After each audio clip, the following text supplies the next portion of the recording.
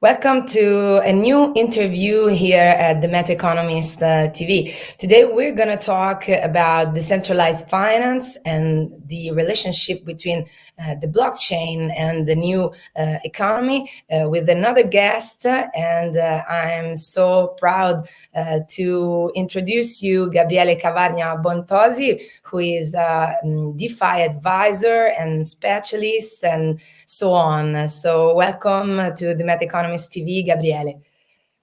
Thank you very much. Good morning, everybody, and thanks, Ilaria, for having me.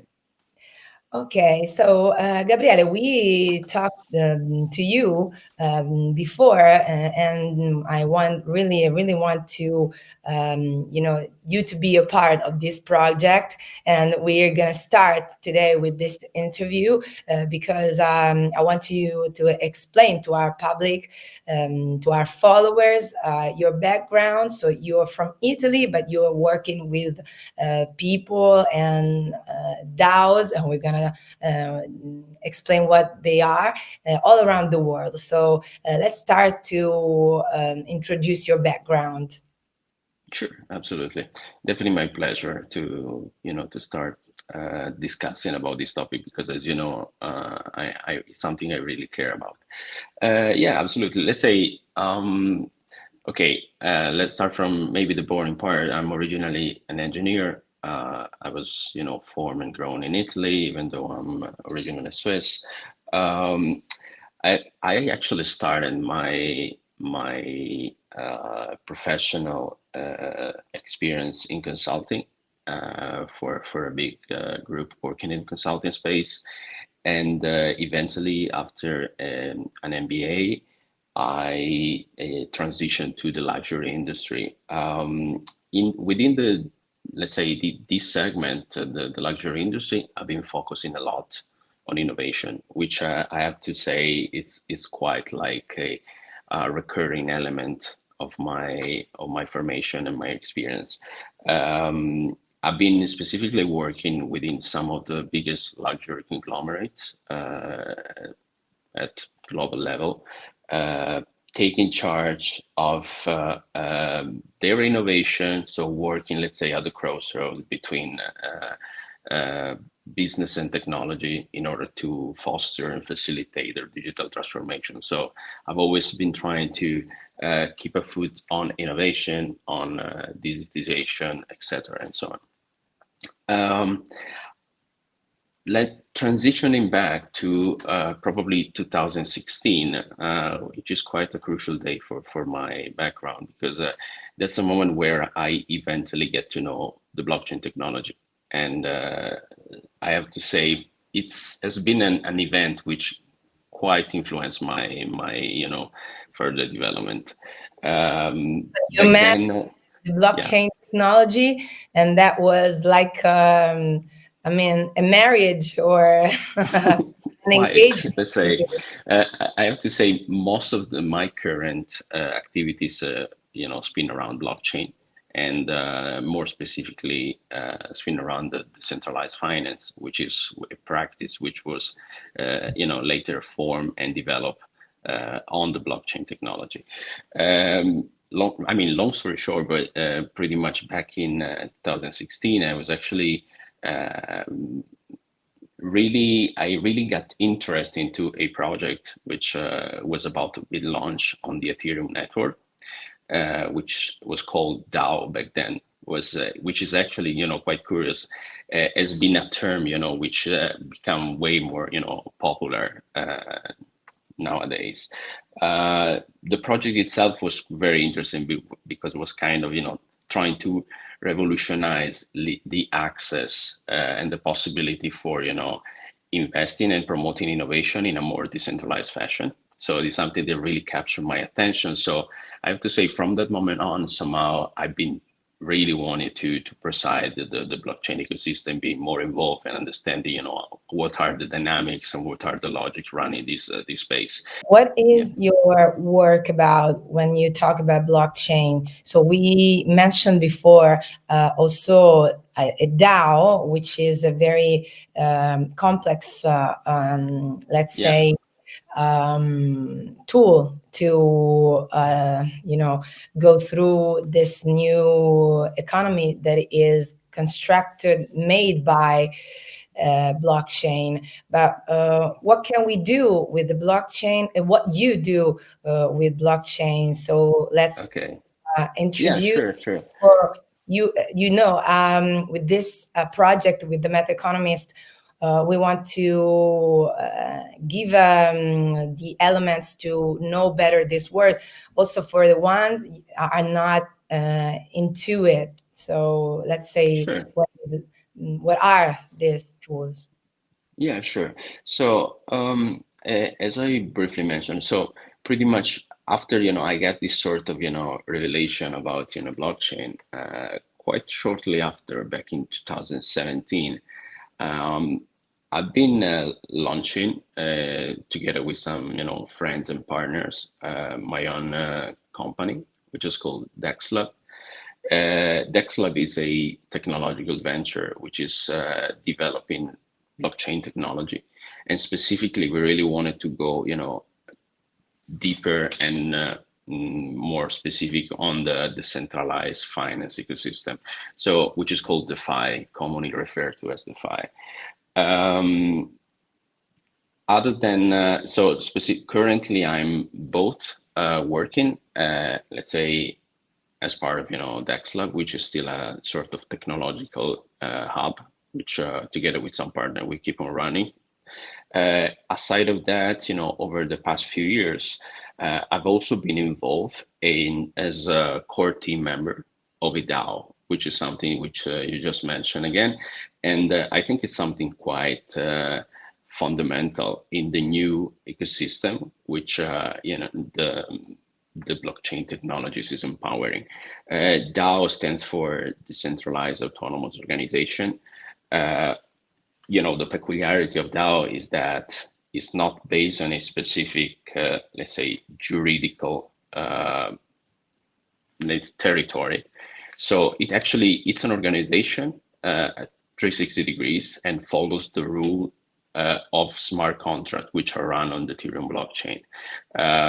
The peculiarity of that is that the governance of this entity is fully distributed. So pretty much it's assigned to token holders. It's a bit like, you have a standard company which has, shareholders and give out share, and proportionally to the holding of this share, you have, the right to participate to the governance of the company. So a parallel can be done in this way. Of course, the potential of DAOs, it's, I would say, endless, because first of all, there's no geographical constraint.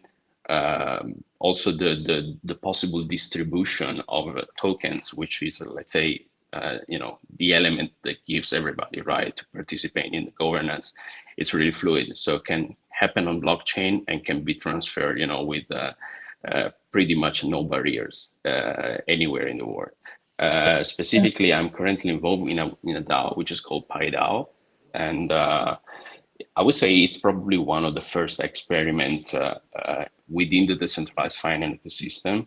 It's an asset manager for tokenized portfolios, so ETFs, pretty much, which has a clear mission to bring automated wealth creation to everyone with an internet connection. So that's quite, a long, probably long definition and an important mission for this organization.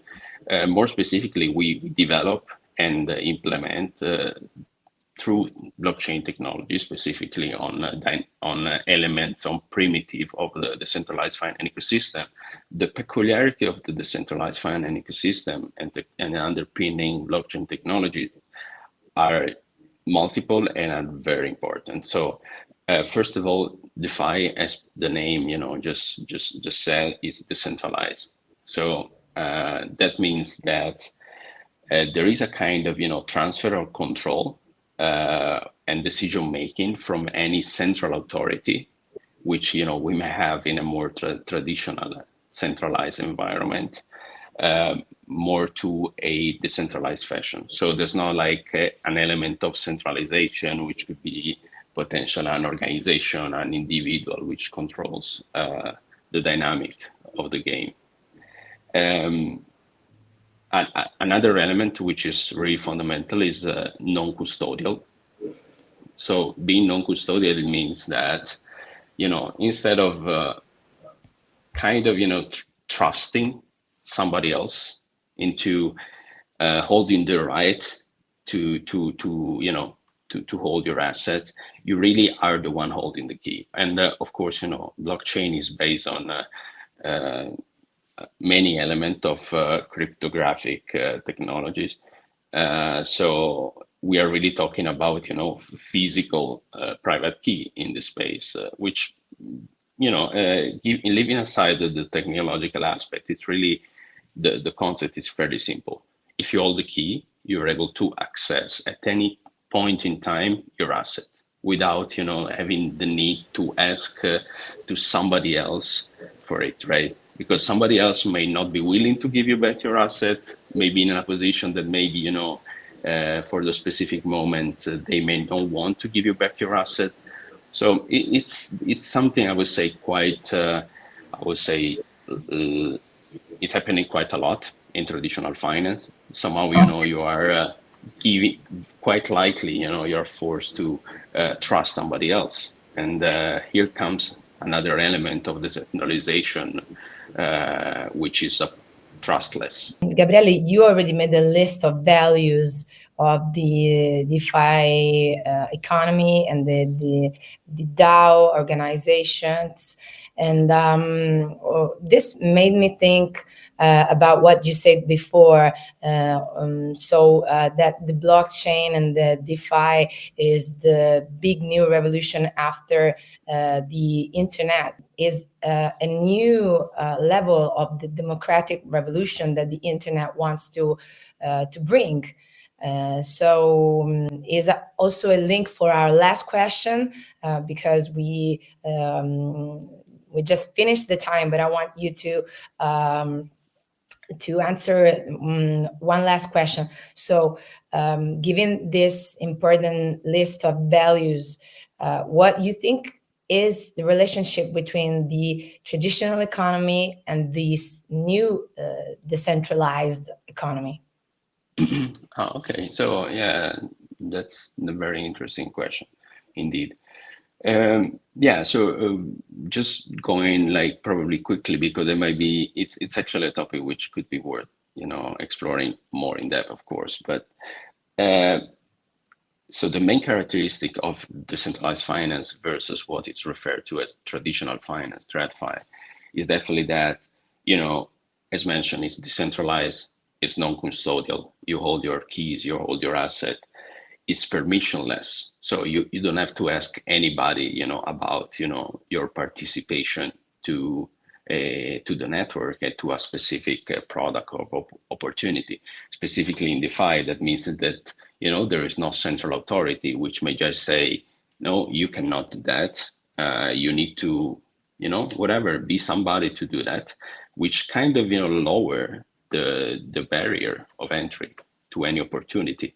If you think, I'm working, as mentioned, as core member of this DAO, and in the ETF space, usually the opportunity are really accessible only to the, let's say, to the niche of the financial ecosystem, because of, maybe the minimum entry requirement is quite high. And consequently, most of the world population, it's automatically not cut out from this opportunity. DeFi enable that. You don't need to have anybody, pretty much, you need an internet connection and a wallet, and you're able to participate to the opportunity. These allow anybody to, just take, whatever has been built before and take it, make it yours, and make some improvement. So this really is kind of kicking in an exponential rate of innovation. And that's the biggest power and peculiarity of the ecosystem. Okay, Gabriele, so really nice talk with you today. And I really hope, as I say at the beginning of this interview, to hear you more and more. And I hope that you will enlighten us with your knowledge about these topics, because you are very in the sector. So you are very concrete when you talk about that. So really thank you again, and hope to see you soon here at the Meta Economist. Thank you very much again. Great pleasure, and I'm looking forward, to chatting more.